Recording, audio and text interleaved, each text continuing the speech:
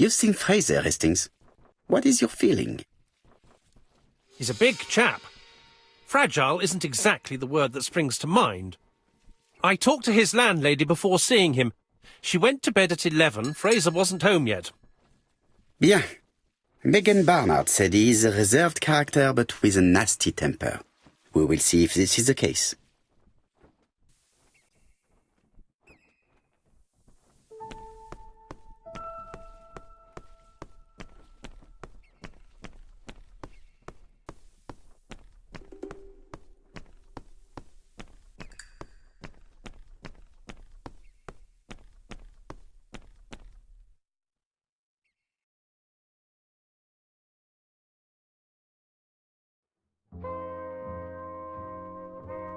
How do you do, Mr. Fraser? You Hercule Poirot. Mr. Hastings said you wanted to speak to me. Yes. I know that it may not be the right time, but I would like to ask you a few questions.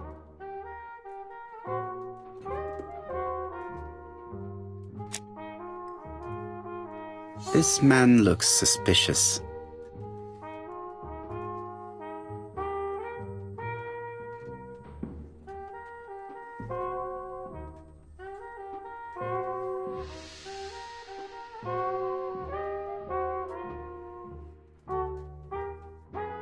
Donald Fraser is in a terrible state, as if he hadn't slept all night.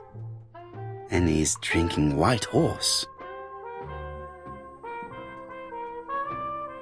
Leave me alone.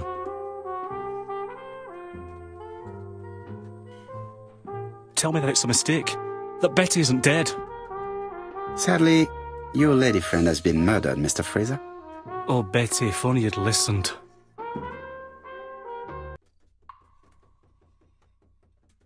Did you visit Betty yesterday afternoon? No, I haven't seen Betty for 2 days. I was at the office yesterday afternoon. Can you prove that? Of course. But why this question? Betty died yesterday evening, didn't she?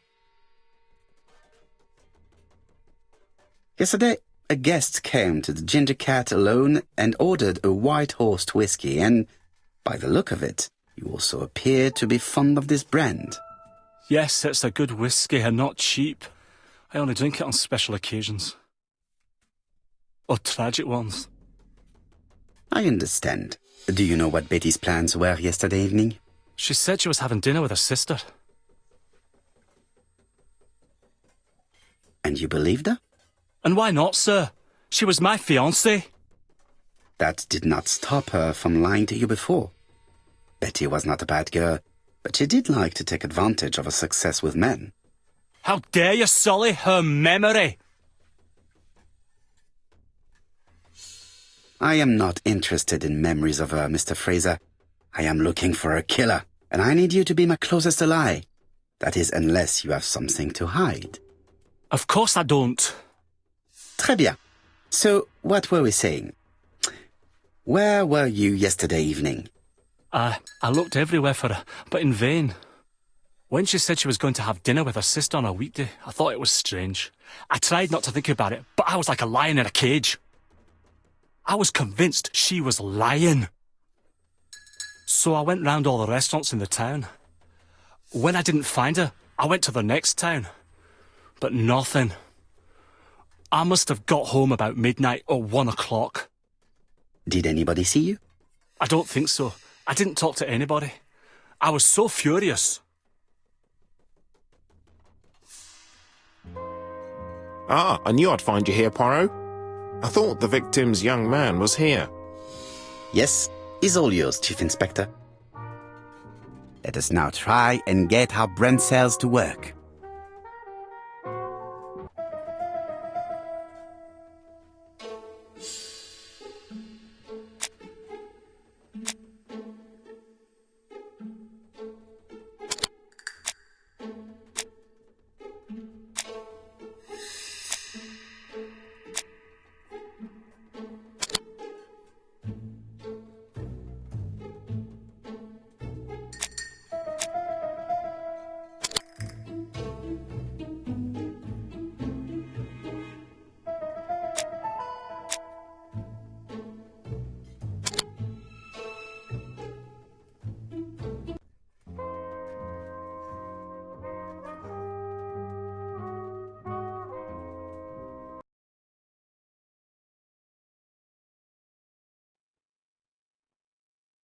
Fraser doesn't have an alibi and he's extremely jealous. You are very skilled at summing up. And yet you haven't asked Jap to arrest him. It is too soon.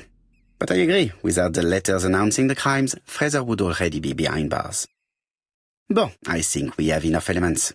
Let's reconstruct the events at the scene of the crime. I can't imagine how the murderer wasn't seen, though. Surely she must have struggled. Let us try and imagine the scene.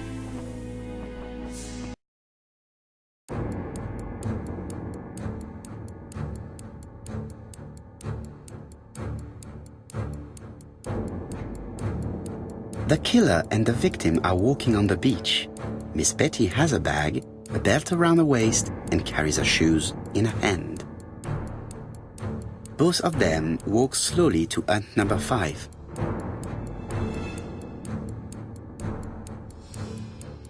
Both of them walk slowly to hut number 6.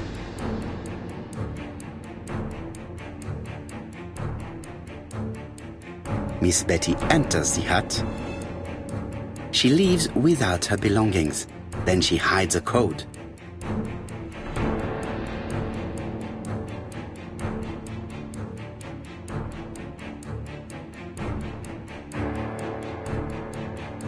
They keep walking. Then she removes her belt. The murderer moves behind her and then attacks her by surprise. The body falls, lifeless, on the sand. Everything appears to match the crime scene, mon cher Hastings. That is exactly what happened.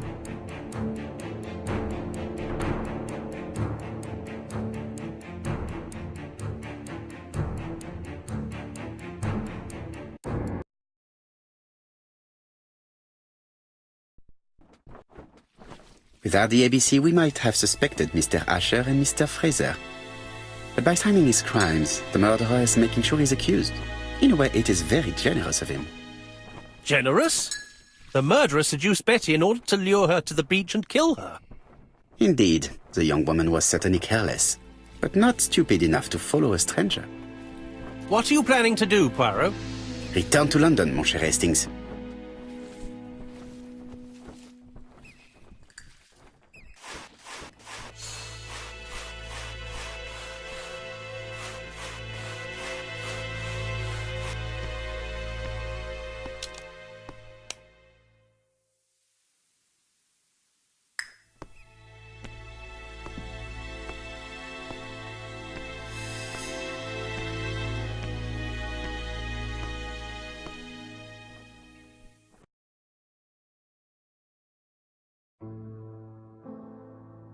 Jap has decided to reveal details to the press. The alphabet murder is now famous. It is not a bad idea. The more people who know, the greater our chances of finding out something of interest. Poirot, I have a bad feeling.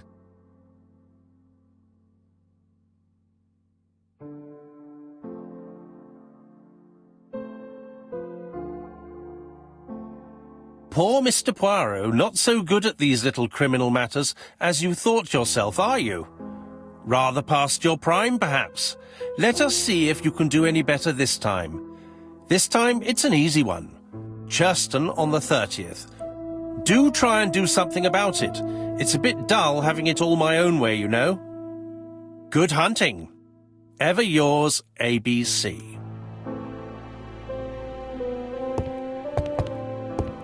Good hunting. Did you hear that, Poirot?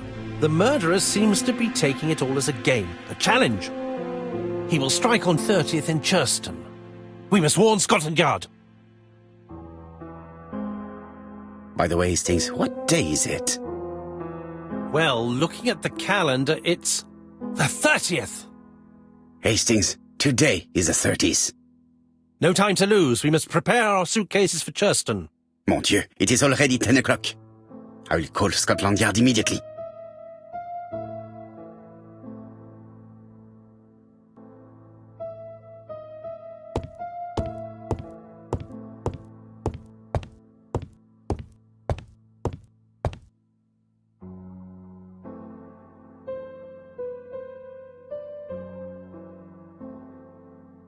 Bexhill-on-Sea, Sussex, population 24,703.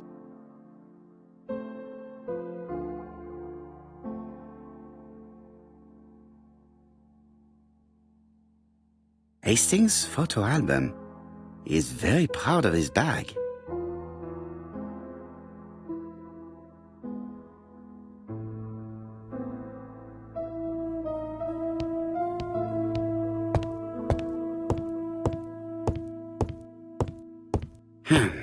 In his haste, Hastings tore the envelope.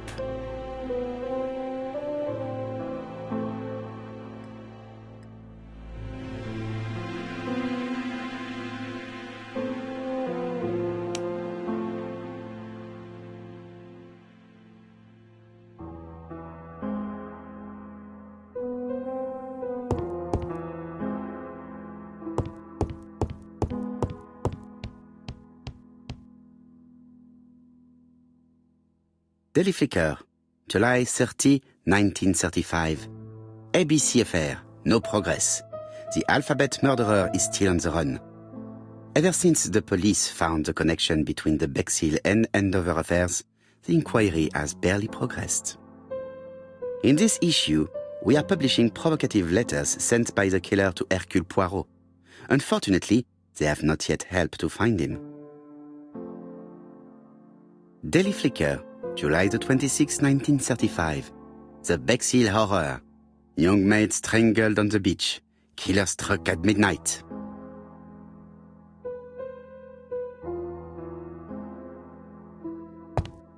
It is not a good time.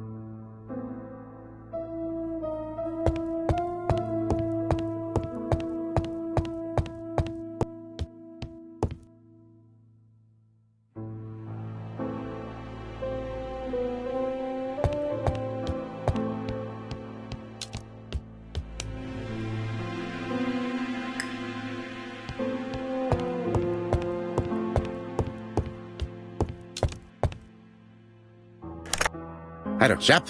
We received a new letter from ABC in the 10 o'clock post. Where and when? In Churston. Today. Today? I'll inform the population immediately. I'll check the train times. Call me back.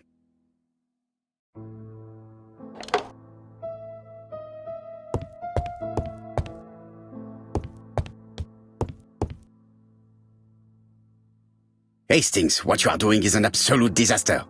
That is no way to pack suitcases. Heavens, we must hurry! We have to get to Churston before the murder! Hastings' order and method are always necessary, regardless of the circumstances. Okay. I'll let you pack them. All the same, it really is a disgrace to leave your belongings in such a mess.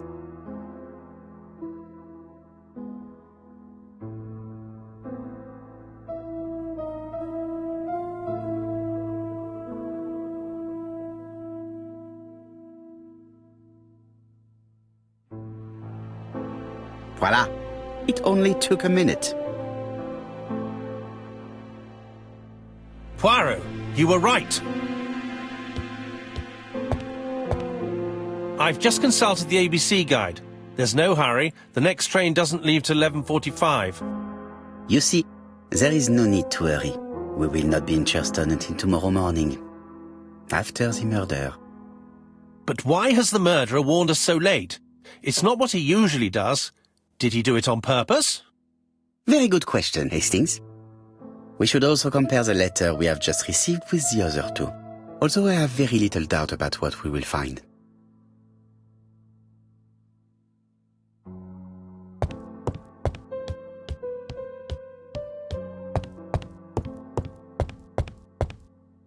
Right, let us compare this new letter with the second one. Let us examine this more closely. Certain characters in the two letters may have similar defects. Yes, the A appears to be quite unusual.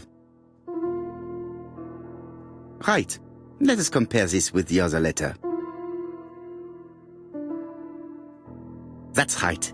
The A characters in the two letters do indeed have the same defects. I have to find some other similar defects to confirm my theory.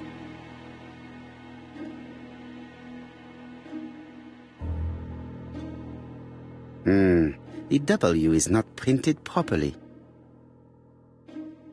Right, let us compare this with the other letter. Of course, the W characters in the two letters do indeed have the same defects. I have to find some other similar defects to confirm my theory.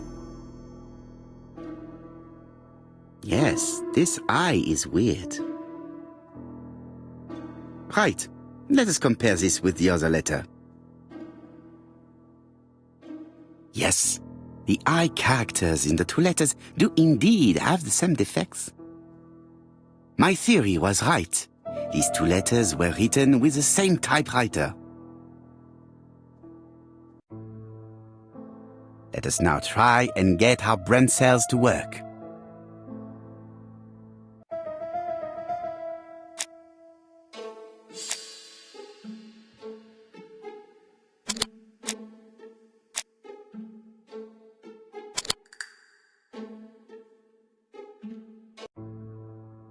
The letter should have arrived in time.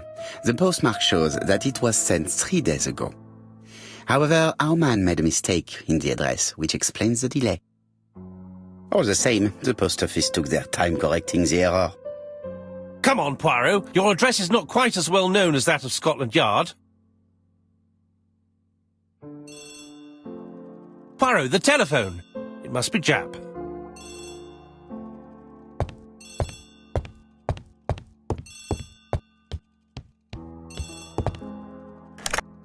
I have some news from Churston. Bad news, I'm afraid. Sir Carmichael Clark was murdered while out on his evening walk. Sir Carmichael Clark. The name is familiar to me. He was a famous throat specialist, one of the best in London. A wealthy man, he retired to Combside, a beautiful house by the sea. He collected antiques. Are you going there? Yes, let's meet on the train.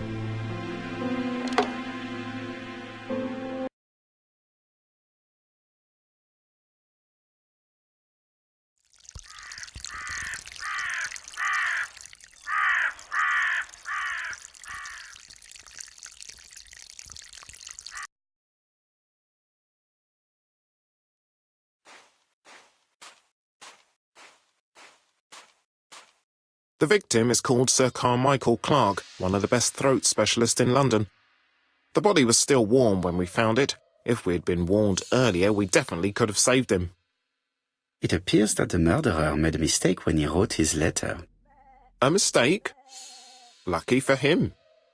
And what if he did it on purpose? No. He's defined his madcap rules and he's sticking to them. It's a matter of pride for him. Shall we go up to the house, Poirot? You go, my friends. I will come soon.